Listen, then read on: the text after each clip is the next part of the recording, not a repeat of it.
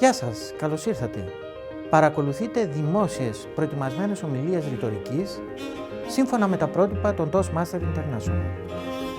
Σκοπό έχουν την ανάπτυξη επικοινωνιακών και ηγετικών δεξιοτήτων.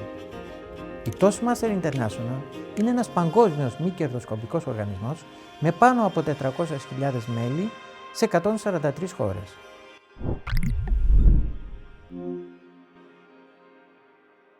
Αναζητήστε κάτω στο σύνδεσμο το κλαμπ της περιοχής σας.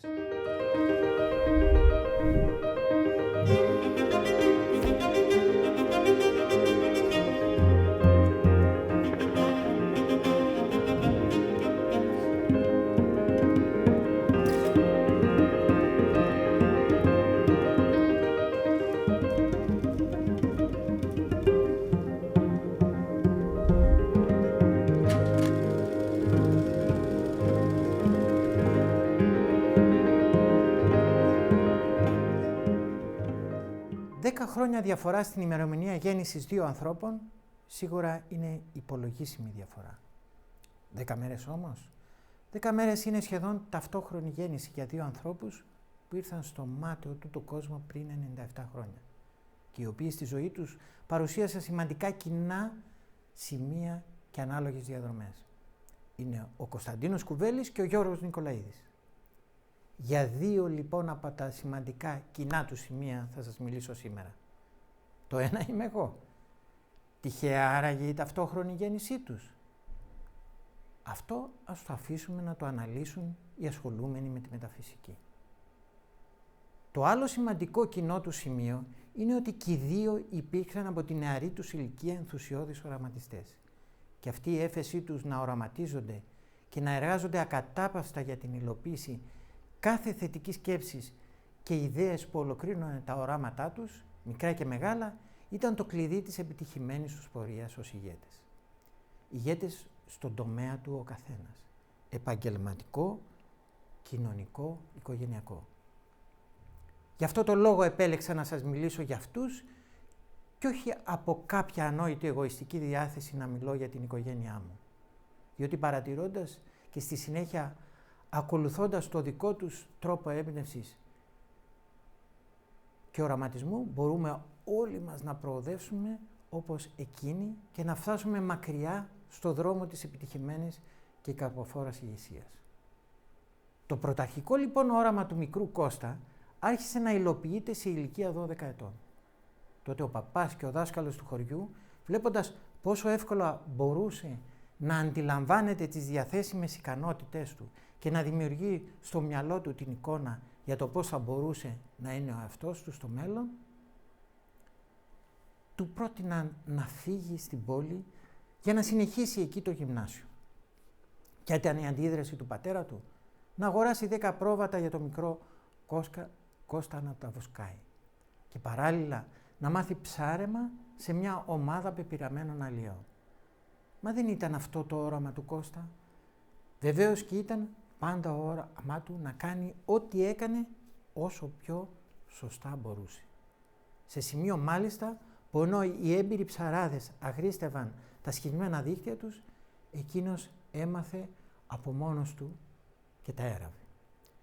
Και αυτή η χαρισματική του ικανότητα να οραματίζεται το καλύτερο για τον εαυτό του, αλλά και για κάθε δουλειά που έκανε, αποδείχθηκε ισχυρότερη από τους στενούς ορίζοντες και τις παραπίδες. Χάρη στην παρέμβαση της μητέρας του, έφυγε στην Αθήνα. Εκεί έχοντας σαφή κατανόηση του σκοπού των σπουδών και της έννοιας τους, και όχι μόνο κατάφερε να τελειώσει τη σχολή αρχιφυλάκων, παρακολουθώντας παράλληλα νυχτερινό γυμνάσιο, αλλά μπήκε και στην Πάντιο σχολή, ολοκληρώνοντας και τις εκεί σπουδές του. Το όραμά του άρχισε να παίρνει σάρκα και οστά. Μοναδικός επιτυχών στη σχολή υπαστυνόμων, άρχισε να ανελίσσεται στην ιεραρχία. Κινητήρια δύναμη, το όραμά του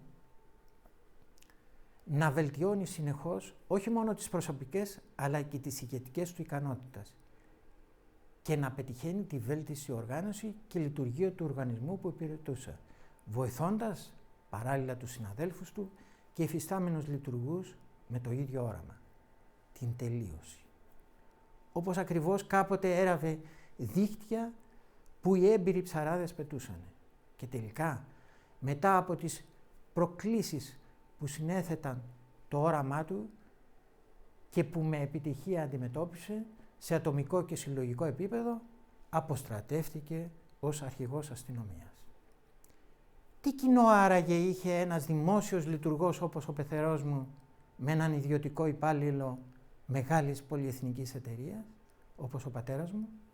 Μα το κοινό τους όραμα για άριστη οργάνωση και λειτουργία του φορέα που υπηρετούσαν. Αντίθετα με το μικρό Κώστα, ο μικρός Γιώργος ξεκίνησε από εύρεστη οικονομικά οικογένεια Ελλήνων Αιγυπτιωτών του Καΐρου. Χωρίς προβλήματα τελείωσε μεν το γυμνάσιο, αλλά πριν καταλάβει πού θα τον οδηγούσαν τα οράματά του για επαγγελματική διέξοδο και καταξίωση, τον πρόλαβε το όραμα της υπεράσπισης της πατρίδος του. Ένα όραμα ανθρωποκεντρικό, όσο εκείνο της εξέλιξης κάθε οργανισμού που μπορεί να υπηρετεί ένας χαρισματικός οραματιστής οικέτης, ακόμα και της πατρίδος του. Εθελοντής, λοιπόν, για 4 συναπτά έτη κατά το Δεύτερο Παγκόσμιο Πόλεμο, ο νεαρός τότε Γιώργος Νικολαίδης πιλοτάρει Spitfire, πολεμώντας ακόμη και στο El Alamein. Και μετά, χωρίς μυσικακία, πάντα ανθρωποκεντρικός, φεύγει μετά τον πόλεμο στην Ιταλία. Πτυχιούσος πια των οικονομικών, μετά από χρόνια οδηγείται από την έμπνευσή του και το όραμα του για κάτι δυναμικό, κατά την φάση ανοικοδόμησης της πληγωμένης Ευρώπης στη χώρα των οικοδομικών κατασκευών. Και ούτε λίγο ούτε πολύ γίνεται 8ο ιδρυτικό μέλος μιας μεγάλης πολυεθνικής κατασκευαστικής εταιρείας, διευθύνοντας στη συνέχεια ανθρώπινο δυναμικό των 3.000 εργαζομένων, βάζει το λιθαράκι του στη μετέπειτα ανάδειξη αυτής της εταιρείας σε 23η κατασκευαστική εταιρεία παγκοσμίως. Με την ενθάρρυνση της συνεργασίας και ομαδικότητας μεταξύ των εργαζομένων και το σαφό καθορισμό του ρόλου καθενός στην λειτουργία της ομάδος, μετέδιδε τον ενθουσιασμό του, δίνοντάς τους παράλληλα και προσωπικά κίνητρα για την ανάδειξη των ατομικών τους δυνατοτήτων. Έτσι οδήγησε και αυτός από την πλευρά του στο κομμάτι που του αναλογούσε, στην επιτυχία. Ως ηγετικός τέλεχος ενός οργανισμού με όραμα και με τέτοια λεκτική και ουσιαστική των συνεργατών του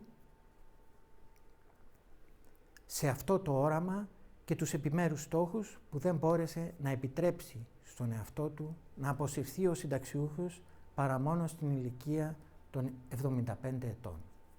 Το όραμα είναι εξελικτικό. Εάν ένας οργανισμός πρόκειται να επιβιώσει και να αναπτυχθεί, θα πρέπει περιοδικά να ενημερώνει και να ανανεώνει το όραμά του. Οι αλλαγές μπορεί να είναι γρήγορες και μη αναμενόμενες. Προκύπτουν ευκαιρίες. Νέες τεχνολογίες αναπτύσσονται. Ένας ηγέτης που ξέρει που πηγαίνει ένας οργανισμός θα είναι σε θέση να εντοπίσει ευκαιρίες, να τις χρησιμοποιήσει κατάλληλα και να επωφεληθεί από αυτές. Αν θέλεις να κάνεις τους ανθρώπους να κατασκευάσουν καράβια, μην κάνεις φασαρία, προσπαθώντας να τους συγκεντρώσεις και να τους βάλεις να κόβουν ξύλα και να τους αναθέσεις εργασίες. Το μόνο που χρειάζεται είναι να τους κάνεις να αποθήσουν το μεγαλείο και την απεραντοσύνη της θάλασσας. Αντουάν de Saint-Exupéry. Σας ευχαριστώ πολύ. Εγγραφείτε στο κανάλι μας και μείνετε ενημερωμένοι για ό,τι επόμενο.